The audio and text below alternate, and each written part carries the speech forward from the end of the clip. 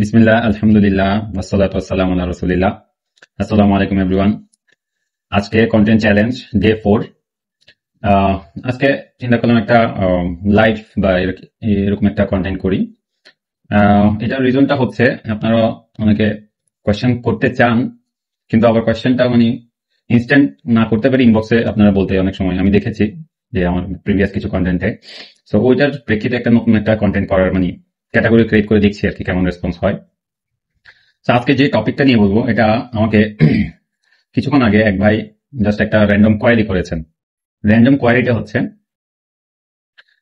ওনার এক পরিচিত ভাই উনি একটা সুপার শপে 10 লক্ষ টাকা ইনভেস্ট করেছেন এবং সেই সুপার শপের ওনার তাকে 12% ইয়ারলি প্রফিট দিচ্ছেন, কিন্তু সাথে একটা শর্ত আছে যে যদি কোনো লস হয় সেটা ওনাকে নিতে হবে না, সেটা কোম্পানি বেয়ার করবে। এখন এখানে বিষয়টা উনি বলছেন যে এভাবে যদি মূল টাকার উপর যদি কোনো পার্সেন্টেজ দেয়া হয় এবং সেটা যদি লস নেওয়া না হয় তাহলে সেটা সুদ হবে, সেটা ওনার ধারণা বা উনি এটা জানেন কনভেনশনাল ব্যাংকিং সিস্টেমে যেটা হয় প্রিন্সিপাল অ্যামাউন্টের উপরে যদি ইন্টারেস্ট আসে। তো এখানে অ্যাকচুয়ালি উনি দুইটা কথা এক জায়গায় নিয়ে আসছে। প্রথম কথা হচ্ছে যেটা টাকার সাথে সরাসরি সম্পৃক্ত, যে আমি আপনাকে 10 লক্ষ টাকা দিব, আপনি আমাকে 1 বছর শেষে 12% profit, that means interest actually টাকার উপর যেহেতু দিচ্ছে, আপনি আমাকে 11,20,000 টাকা দিবেন।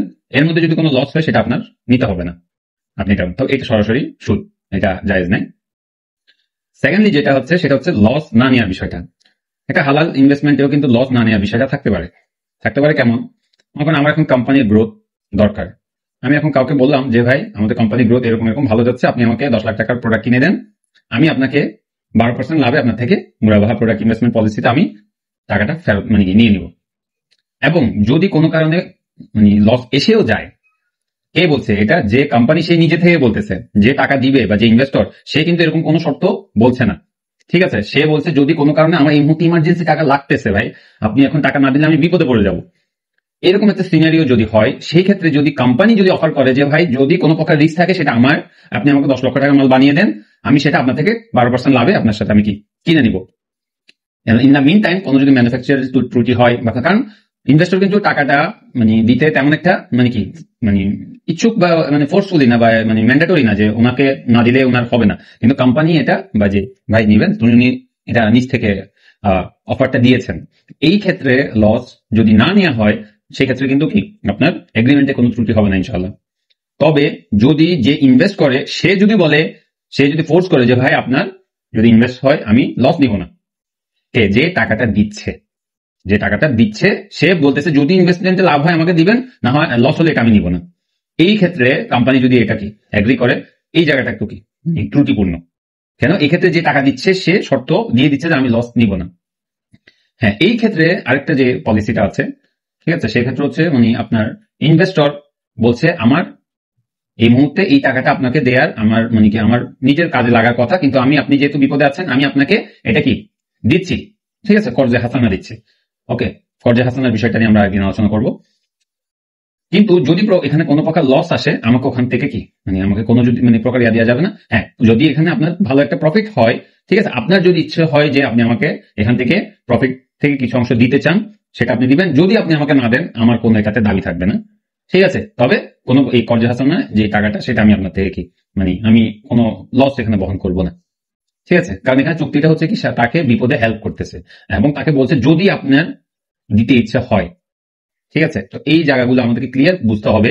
একটা জিনিস টাকার উপরে লাভ দিচ্ছে বা ইন্টারেস্ট দিচ্ছে কিন্তু ওটা লস নিচ্ছে না, ওটার সাথে এটা ডিফারেন্ট। টাকার উপর টাকা যদি দেয় সেটা যদি লসও হয় আর লাভও হয় এটা সুদই হবে।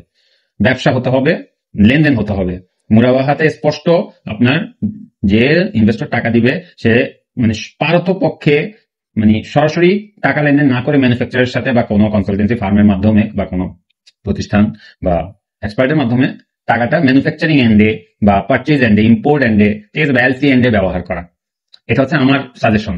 ঠিক আছে, সাজেশন বলতে কি এটাই নিয়ম অ্যাকচুয়ালি, ঠিক আছে। কারণ এটা লাইবিলিটিটা কে নিবে, এটা একটা বিষয় চলে আসে, লাইবিলিটিটা কে নিবে। তো এই জায়গাটা আমাদেরকে বুঝতে হবে।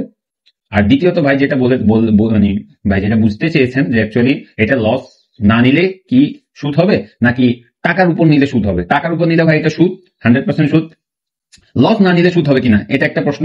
এটা চাইলে আপনি আরো বিজ্ঞ আলেমদের সাথে বসতে পারেন, বা কনসালটেন্সি ফার্ম আছে, আপনার আইএফএসির মতো আপনার ফার্ম আছে, ওনাদের সাথে আপনি আরো বিস্তারিত আলাপ করতে পারেন।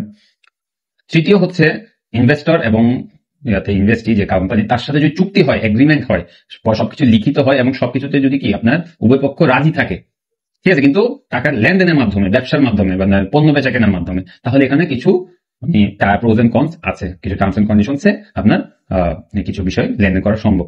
পাওয়ার অফ অ্যাটর্নিরও কিছু বিষয় আছে। হ্যাঁ, এখানে আরেকটা যেটা টার্ম আছে যে কেউ যদি টাকা দেয় আর কেউ যদি শ্রম দেয়, ঠিক আছে, এইটা কিন্তু প্রোডাক্ট ইনভেস্টমেন্ট না, এটা হচ্ছে মুদারাবা। ঠিক আছে, এখানে যে মুদারাবা নিয়ে একদিন বিশদ আলোচনা করবো ইনশাল্লাহ। মুদারাবাতে হচ্ছে শর্টলি যদি বলি, টাকা দিবে যে সে টাকার সম্পূর্ণ লাভ লসটা সে নিবে, টাকার লসটা সে নিবে, আর যে শ্রম এবং সময় দিবে ওই টাইমটা তার ক্ষতি, ঠিক আছে, সে আর্থিক লসটা নিবে না, সে লাভের যতটুকু পার্সেন্টেজ তাদের নেগোসিয়েট হবে, যেমন যদি 60% কোম্পানি রাখবে, 40% ইনভেস্টমেন্ট পাবে ইনভেস্টর, বা 60% ইনভেস্টর পাবে আর 40% কোম্পানি, এটা তারা নেগোসিয়েট করে দিবে এবং ওটার এগেনস্টে যদি লাভ আসে সেই রেশিওতে আসবে, আর লস আসলে ওই রেশিওটা পুরোটাই যে টাকা ইনভেস্ট করছে সে দিবে। এই জায়গাটাতে আমরা মুসলিমরা, বিশেষ করে আমরা মুসলমান যারা ইনভেস্টর আছে বা ব্যবসায়ী আছে, আমরা খুবই একটা এখানে একটা এমন একটা ভাব করি যে এইটা কেমন জানি সঠিক না, যে পুরো টাকাটা আমি কেন নিব, কেন একটা কোম্পানি সে যে তার জীবনের এতগুলো শ্রম এবং সময়, 1টা মাস 2টা মাস 3টা মাস বা 6টা মাস যে টাকা আপনি দিচ্ছেন এটার পিছনে যে ব্যয় করতেছে, তো ওটা তো আপনি পাচ্ছেন, সে তো 100% লাভ নিচ্ছে না। তো আপনার টাকা জায়গায় যদি অন্য কেউ পেত ঠিক সেম হতো। তো সেই ক্ষেত্রে কোম্পানিকে ফোর্স করা হয় যে ভাই এখানে লাভ লস দুটোটাই নেন। মুদারাবাতে বলে যে আপনার লাভের পার্সেন্টেজ যেরকম থাকবে লসের পার্সেন্টেজ সেম থাকবে। আমি অ্যাকচুয়ালি এইটার পক্ষে না, কিন্তু আমি অনেক সময় বাধ্য হয়ে যায় অ্যাকচুয়ালি মানুষ, কারণ ওই যে বার্নআউটের একটা বিষয় আছে না, আমার এই মুহূর্তে প্রফিটের দিকে তাকানোর সময় নেই, আমার কোম্পানি গ্রোথ দেখতে হবে, ডেভেলপমেন্ট দেখতে হবে, নিড দেখতে হবে, সাপ্লাই চেইনের জন্য আমাকে অনেক সময় এরকম কি স্যাক্রিফাইস করতে হয়, ঠিক আছে না। তো এই জায়গাগুলো ইনভেস্টরদেরকেও বুঝতে হবে এবং কোম্পানিকেও বুঝতে হবে, কোথায় ছাড় দিতে হবে, কোথায় নেগোসিয়েট করতে হবে, কখন নেগোসিয়েট করা যাবে না, কখন ছাড় দেওয়া যাবে না, এই বিষয়গুলো বুঝলে আমাদের উভয় পক্ষের জন্য কি সুবিধা হবে ইনশাল্লাহ। তো আজকের কন্টেন্টটা এখানেই শেষ করছি। আমরা আজকে কথা বলেছি প্রোডাক্ট ইনভেস্টমেন্ট পলিসি নিয়ে এবং shortly Mudaraba project investment policy বলি আমি এটাকে, এবং আমাদের সুদ এবং পার্সেন্টেজ দিলেই যে সুদ হবে এটা না, সুদের জন্য সময়ের সাথে টাকার যদি সম্পর্ক থাকে, কোনো লেনদেনের যদি সম্পর্ক না থাকে, আপনাকে এত সময়ের জন্য টাকা দিব, এটার উপরে আপনি আমাকে এত পার্সেন্টেজ দিবেন, লাভ লস এখানে ম্যাটার না, এটা একদম পিওরলি সুদ, এটাই কনভেনশনাল ব্যাংকিং। সো এটা আমাদেরকে খেয়াল রাখতে হবে। তো ওই ভাইটাকে আপনি বিষয়টা যে ভাইটা প্রশ্ন করেছিলেন, আপনি বিষয়টা সরাসরি এই ভিডিওতে দেখাতে পারেন, আর কোনো প্রশ্ন থাকলে কমেন্টে জানাবেন ইনশাআল্লাহ। আসসালামু আলাইকুম ওয়া রাহমাতুল্লাহি ওয়া বারাকাতুহু।